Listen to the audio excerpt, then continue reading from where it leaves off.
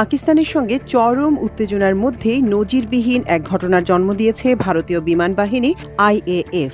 শত্রু নয়, বরং নিজ দেশের মধ্যেই এক আবাসিক এলাকায় বিমান হামলার মতো ঘটনা ঘটিয়েছে তারা। তবে বিমান বাহিনীর দাবি এটি একটি দুর্ভাগ্যজনক অসাবধানতা। ভারতীয় গণমাধ্যমের প্রতিবেদন অনুযায়ী ঘটনাটি ঘটেছে শুক্রবার মধ্যপ্রদেশের শিবপুরী জেলার পিছোর শহরে। বেলা 11টার দিকে স্থানীয় শিক্ষক মনোজ সাগরের বাড়ির ছাদে আকস্মিকভাবে একটি ভারী ধাতব বস্তু পড়ে। বিস্ফোরণের মতো শব্দ হয়, ফেটে যায় ছাদ। উঠানে তৈরি হয় 10 ফুটের বিশাল গর্ত। ক্ষতিগ্রস্ত হয় বাড়ির দুটি কক্ষ এবং পাশে পার্ক করা একটি গাড়ি। তবে সৌভাগ্যক্রমে কেউ হতাহত হয়নি।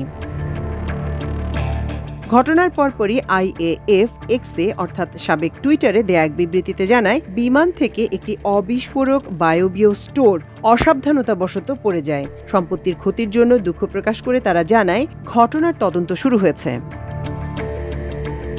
শিবপুরীর পুলিশ সুপার আমান সিং রাঠোর নিশ্চিত করেছেন, পরিবারটির 4 সদস্য অক্ষত আছে এবং পুলিশ প্রশাসনের দল ঘটনাস্থলে রয়েছে ঘটনাস্থল পরিদর্শন করেছে। সাব ডিভিশনাল পুলিশ অফিসার প্রশান্ত শর্মা জানান, ধাতব বস্তুটি পোড়ার চিহ্ন রয়েছে এবং এটি খুবই শক্ত পদার্থ বলে মনে হচ্ছে। ঘটনার উৎস জানতে গোয়ালিয়র বিমান ঘাঁটির সঙ্গে যোগাযোগ করা হয়েছে।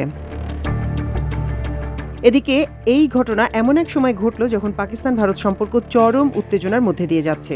22 এপ্রিল কাশ্মীরে ভয়াবহ সন্ত্রাসী হামলায় 26 জন নিহত হওয়ার পর দিল্লি ইসলামাবাদের বিরুদ্ধে একাধিক কঠোর পদক্ষেপ নিয়েছে। পাল্টা জবাবে পাকিস্তানও ভারতীয় বিমান চলাচল এবং সীমান্ত ব্যবস্থায় নিষেধাজ্ঞা আরোপ করে। তবে এ হামলায় ভারতের নিরাপত্তা বাহিনীর কাজ প্রশ্নবিদ্ধ হয়েছে। হামলার 20 মিনিট পর তারা ঘটনাস্থলে পৌঁছে। ততক্ষণে বন্দুকধারীরা পালিয়ে যায়। ভারতীয় সংবাদ মাধ্যম ইন্ডিয়ান এক্সপ্রেসের একটি প্রতিবেদনে বেশ কয়েকজন প্রত্যক্ষদর্শীর বরাত দিয়ে এ অভিযোগ করা হয়। মাল্টিমিডিয়া ডেস্ক, আমার দেশ।